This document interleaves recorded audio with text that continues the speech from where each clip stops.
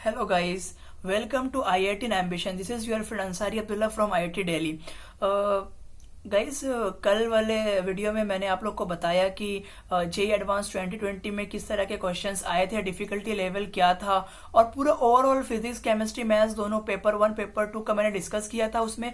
आज इस वीडियो में हम लोग देखने वाले हैं कि इस बार जेई एडवांस 2020 जो कि आईआईटी दिल्ली यानी कि आपके फ्रेंड अंसारी अब्दुल्ला जहां पे है उसका आईआईटी वो कंडक्ट किया है, तो उसका क्या कट ऑफ हो सकता है एडवांस एग्जाम का और कितने मार्क्स पे हम लोग कितना रैंक एक्सपेक्ट कर सकते हैं इस बार। तो इस वीडियो में मैं वो डिस्कस करने जा रहा हूं। तो इससे पहले कि हम लोग आगे बढ़े, आप इसको लाइक कर दो और अपने दोस्तों में शेयर कर दो ताकि उनको भी एक आइडिया लग जाएगा जो इस बार आईआईटी आना चाहते हैं, आईआईटी के एस्पायरेंट्स हैं। और साथ ही साथ हमारे चैनल आईआईटी एम्बिशन को सब्सक्राइब कर दो और जो बेल का बटन है उसको दबा दो बच्चों, क्योंकि ये दबाने से क्या होगा कि हम लोग जो भी वीडियोस बनाएंगे तो सारे नोटिफिकेशंस आपको मिल जाएंगे। तो आगे बढ़ते हैं। सबसे पहले तो ये मैं कहूंगा आप लोग को कि अब आप रिलैक्स करिए, स्ट्रेस का टाइम अब जा चुका है। अब फुल मस्ती करिए, जो मन में आ रहा है वो करिए, फुल एंजॉय करिए, क्योंकि अब थोड़े दिनों के बाद काउंसलिंग प्रोसेस शुरू हो जाएगा, फिर आपको रेस्पेक्टिव आईआईटी अलॉट हो जाएगी और आपको आईआईटी में आपकी पढ़ाई शुरू हो जाएगी। तो अभी जितना टाइम है आप रिलैक्स कर सकते हो, कर लो, ठीक है। तो अब हम आज का सेशन स्टार्ट करते हैं कि क्या एग्जाम था, कैसा था, क्या एक्सपेक्टेड कट ऑफ हो सकती है और वन बाय वन हम लोग देखेंगे कि कितने रैंक पे कितने स्कोर पे कितना रैंक हम लोग का बन सकता है। तो सबसे पहली बात तो बच्चों ये है कि फिजिक्स का जो पेपर था वो इजी नहीं था, मैं देख लिया हूँ सारे क्वेश्चंस। ये जो है तो मॉडरेट से डिफिकल्ट कैटेगरी के अंदर ही बिलोंग करता है। और इस बार मैंने देखा कि थर्मल फिजिक्स पे अच्छे खासे क्वेश्चंस पूछा है इन लोगों ने। इसके बाद मिक्स टाइप के क्वेश्चंस फिजिक्स में आए, जैसे कि विस्कोसिटी को इन लोगों ने मिला दिया KTG kinetic theory of gases के साथ और प्रोजेक्टाइल को मिला दिया इलेक्ट्रिसिटी के साथ। तो एक तरह से मिक्स तरह के क्वेश्चंस थे।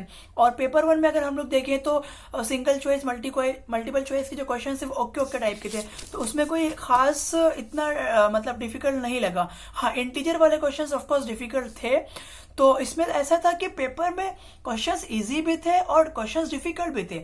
अब बच्चे अगर डिफिकल्ट क्वेश्चंस के चक्कर में टाइम वेस्ट कर दिए हैं तो वो प्रॉब्लम हो सकती है। तो यहाँ पे बच्चों का एग्जाम में टाइम मैनेजमेंट और किस तरह का प्रिपरेशन था, ये दोनों फैक्टर्स मैटर करते हैं इनके फाइनल स्कोर के ऊपर। तो फाइनल स्कोर जो आता है वो ऑटोमेटिक रिफ्लेक्ट करता है कि बच्चे की पढ़ाई कैसी थी और उसने एग्जाम में अपने आप को कैसे संभाला था एग्जाम टाइम पे। तो ये दोनों पैरामीटर्स हैं, एक तरह से सॉलिड पैरामीटर्स हैं जो कि आपका स्कोर बनाते हैं, फाइनल स्कोर बनाते हैं और स्कोर के साथ साथ आपकी रैंक बनाते हैं जेई एडवांस की। अब मैंने ये देखा कि ऑप्टिक्स हमेशा आईआईटी वालों का फेवरेट टॉपिक होता है, उस पर भी अच्छे से क्वेश्चंस बने थे। इसके साथ साथ रोटेशनल मोशन, मैकेनिक्स, इन टॉपिक्स पे जो कि रेगुलर के टॉपिक्स पे काफी फैंटास्टिक क्वेश्चंस आए थे और कुछ नयापन तो नहीं लगा। जो आईआईटी से हम लोग एक्सपेक्ट करते थे वही टाइप के क्वेश्चन इन लोगों ने पूछा। इसके बाद डाइपोल पे क्वेश्चंस आपकी बनी, हीट पे क्वेश्चन बनी, ऑप्टिक्स पे आपकी क्वेश्चन बनी बच्चों। तो आईआईटी वालों से हर साल यही एक्सपेक्टेशन होती है और वो यही मतलब कि पूछे थे। और मैंने बताया ना पहले कि मिक्स तरह के क्वेश्चंस भी थे कि प्रोजेक्टाइल के क्वेश्चंस को इलेक्ट्रिसिटी के साथ मर्ज कर दिया, केटीजी को विस्कोसिटी के साथ मर्ज किया। तो ऐसे मिक्सिंग वाले क्वेश्चंस भी काफी इस बार मतलब पूछा गया।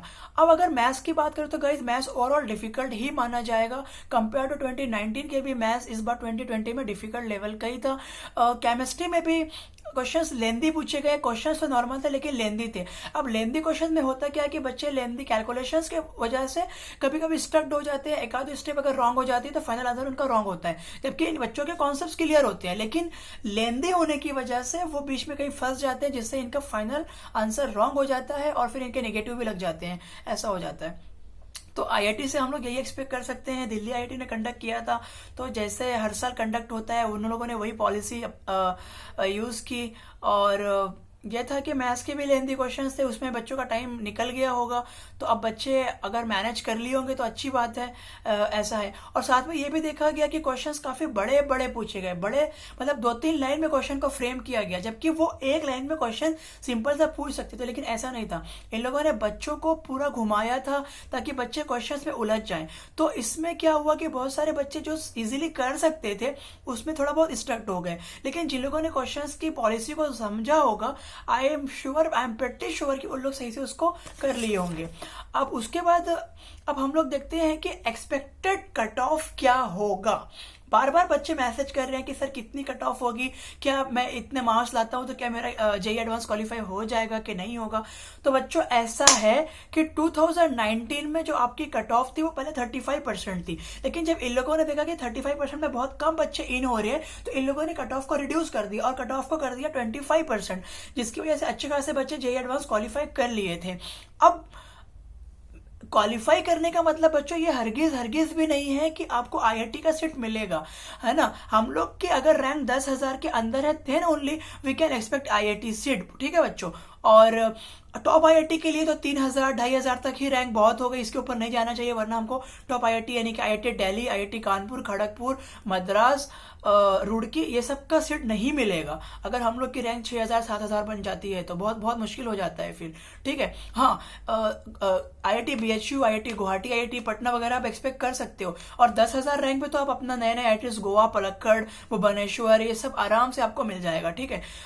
2018 में जो आपकी कट ऑफ थी वो थी 25%, 2017 में आपकी कट ऑफ थी 35%। तो अगर ये प्रीवियस 3 ईयर्स को अगर हम लोग देखते हैं तो बेस्ड ऑन दैट क्यूमुलेटिव में ये कह सकता हूं कि 2020 में आपकी कट ऑफ यानी कि हो सकती है 22 to 23% से लेके 27 to 29%। तो ये इंटरवल मैं आपको बता रहा हूं कि 22 से 23% से लेके 27 से 29%। तो बच्चों अगर आपका स्कोर इस परसेंट के बीच में आता है तो समझ लो कि आप जेईई एडवांस क्वालिफाई कर लोगे। बट डोंट थिंक कि आपको आईआईटी का सीट मिलेगा। आईआईटी का सीट मिलने के लिए इंपॉर्टेंट है कि आपकी रैंक क्या बनती है।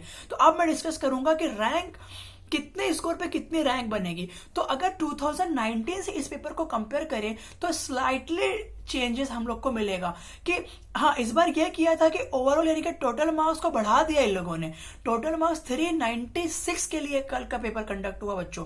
तो थोड़े बहुत चेंजेस हल्के हल्के हो सकते हैं, जैसे कि लास्ट ईयर क्या हुआ था कि ऑल इंडिया रैंक 1 का जो बच्चा था उसके मार्क्स आए थे 346। तो हम इस बार एक्सपेक्ट कर सकते हैं कि ऑल इंडिया रैंक के बच्चे की 346 की बजाय 366 मार्क्स आ सकती है। और तो मैंने ये कहा कि थोड़ा सा ही चेंज होगा रैंक इस बार की रैंक में कंपेयर टू लास्ट ईयर की rank as per the score की बेसिस पे।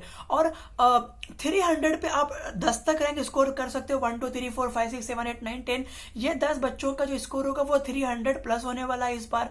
इसके बाद टॉप 100 अगर आपके 275 मार्क्स बन रही है, 275 या उससे ज्यादा, तो आप समझ लो कि आप टॉप 100 में आ सकते हो। और अगर आपका स्कोर सपोज बच्चों कुछ गड़बड़बाजी हो गई, अगर आपका स्कोर थोड़ा सा कम हुआ, कम होते होते अगर आपका स्कोर 200 मार्क्स तक आ रहा है, तो आप समझ लो कि आप टॉप 1000 में अपनी रैंक जेईई एडवांस 2020 में एक्सपेक्ट कर सकते हो। बच्चों मैं दोबारा रिपीट कर रहा हूं, अगर आपका 200 तक स्कोर बन रहा है तो आप विद इन 1000 आप रैंक एक्सपेक्ट कर सकते हो। जहां तक मैंने पेपर देखा, पेपर मॉडरेट ही कहलाएगा ओवरऑल या फिर स्लाइटली डिफिकल्ट कहलाएगा।